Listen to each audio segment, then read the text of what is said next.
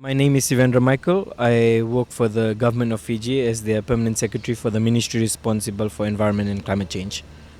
So Pacific leadership is mounted on our leaders, our ministers, and also our ancestors that have actually paved the way for us. We have many of our leaders that are in this space championing the work around climate change, oceans, as well as biodiversity, particularly because we are in a part of the world where the oceans are our livelihoods.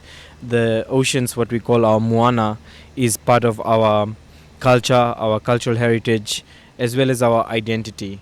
We are known as the large ocean state, rather than a small island developing state, because the largest ocean in the world, which is the Pacific Ocean, surrounds us, and its body itself is what grounds the work of our Pacific leaders. In all spaces, Pacific leadership constitutes of how they come into these spaces to share the frontline truths, how they try and weave the narratives of the things, the realities on the ground into the conversations in the negotiation spaces. I guess the memories and the stories of who we are and what we represent is what I carry. It's a very important statement because our identity is woven into the complexities of discussions that's happening here. And basically, what I'm trying to put across is one of the things that we carry with us from our ancestors is their knowledge. Their knowledge needs to be, protected, then needs to be shared, then needs to be communicated in the most correct and simple way, but also not losing its meaning is very important. And so I pay my respect to my elders, past, present, and emerging, because without them we wouldn't be in these spaces.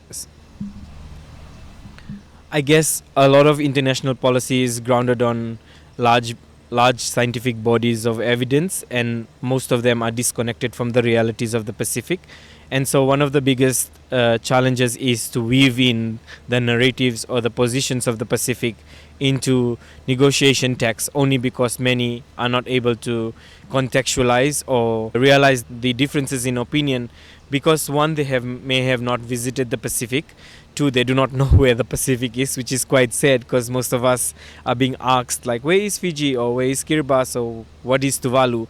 And that itself shows that, how you are living in your own circle.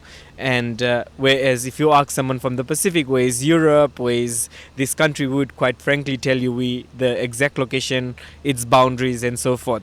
And these are the realities, but nevertheless, the challenge exists, which is great because it only gives us an opportunity to introduce and help others around us understand this is what we are here to do, to try and help others contextualize the differences.